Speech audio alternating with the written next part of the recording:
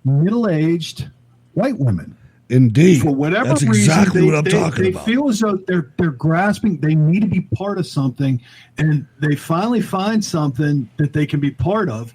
And it's like, and you see these Black Lives Matter protests, and they're all. You have to struggle to find a black life in there because they're all old white women. It's crazy. They're just bitching because they need a reason to bitch. I think so too. Now, there is a silver lining to all this, because when you've seen the embarrassing performance of people like Pat Toomey, the Republican Party, basically, other than a few, they have really condemned themselves, man. I mean, where are they?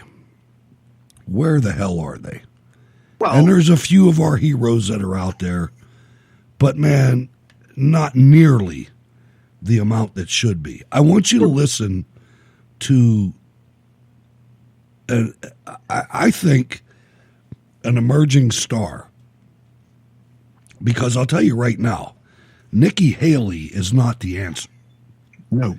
Nikki Haley is an Indian Mitt Romney. Personally, I'm not ready for anybody right now that's not American as I am. And Nikki Haley is not. I don't care what you say. She's not. I agree with you. She's not. But I want you to listen to Governor Noem from one of the Dakotas, North or South. I can't remember which one. North Dakota, I think. North Dakota. Listen to her. She is a rock star, man. She goes against George stuffing envelopes. Listen. Just heard Governor Cuomo right there. Governor Noem, thank you for joining us this morning. COVID is rising in your state as well. Cases are up, hospitalizations are up, deaths are up. Are you prepared to work with President-elect Biden to get it under control? Well, it is a regional increase that we're seeing. We are testing more. And frankly, George, I'm not going to take advice from Governor Cuomo. He has the second worst death rate per 100,000 people in this nation. He's at 173 deaths per 100,000 per capita. South Dakota's at 54. I appreciated that President Trump gave us the flexibility to do the right thing in our state, and we'll continue to do that. He let me do my job. But the other thing that I think is going on here, George, is that this is all premature. This is a premature conversation because we have not finished counting votes. No, do you have any evidence that it wasn't an honest election? You put out a tweet earlier this week saying it was rigged. Do you have any evidence at all of widespread fraud? I've spoken with Republican secretaries of state in Georgia, in Arizona. I've spoken to Republican officials across the country. They have come up with zero evidence of widespread fraud. And that is not true. That is absolutely not true. People have signed legal documents, affidavits stating that they saw illegal activities. And that is why we need to have this conversation in court. The New York Times itself said that there were clerical errors. If you look at what happened in Michigan, fraud, Governor, that's that we had computer glitches that changed Republican votes to Democrat votes. You look in Pennsylvania, dead people voted in Pennsylvania. So, George, I don't know how widespread it is. I don't know if it'll change the outcome of the election. But why is everybody so scared just to have a fair election and find out? We gave Al Gore 37 days to run the process before we decided who was going to be president. Why would we not afford the 70.6 million Americans that voted for President Trump the same consideration? If Joe Biden really wants to unify this country, he would wait and make sure that we can prove we had a fair election. George Stephanopoulos, consider your ass kicked. Yeah, that was nice. That was beautiful. She's a superstar, Sal. She's going to be a rock star. She is, and raises valid points. Hey, let's see what happens here. Let's get the evidence. Hey, maybe it won't be enough, but it needs to be looked at, no matter what. And the most important thing, in my opinion, is anybody, regardless of the outcome of the election, anybody who is caught or suspected of voter fraud must be indicted, tried, and the truth must come out. Well, the thing is, they got to be federal prosecutions. They are. They will be. All of them will be. What I'm saying, though, is they have to be federal prosecutions. They can't be these indictments by these local DAs that are paid for by Soros that they get a slap on the wrist. And can we next election? Can we please not have any freaking worthless Senate and House hearings? No hearings. I want to see trials. No hearing. I don't ever want to see another hearing. The Senate and House hearings are the way the uniparty keeps the masses under control, folks. Well, do you realize that? They're completely useless, and they do They're it useless. for a show. That's right. It's all to keep you quiet. What it is. It's to keep you quiet and to keep you down. That's what Trey Gowdy did his entire career in Congress. That's what Jason Chaffetz did, and that's what Darrell Issa did, and he's back. Don't buy it, folks. Don't buy this bullshit of these hearings. They're worthless. Yeah. They're worse than worthless. They are counterproductive to justice. Well, and here's the thing, though. When they have these hearings and there are criminal referrals that come out of them, nothing gets done with them. Nothing comes out of them. Nothing. Zero. Zip. Because how many did Nunez just do for Mueller? Exactly. I know that there was a handful of criminal referrals from Mueller, not even Horowitz. There was more from Horowitz too, but nothing's happened with them. All right, let me wrap this up. And this is hard, man. This is, the betrayal level. You guys should all be out there sweating the betrayal level. The betrayal level is so high with Fox News. But let me read this statement. He's so arrogant. He calls himself President George W. Bush. This is from yesterday. Dallas, Texas.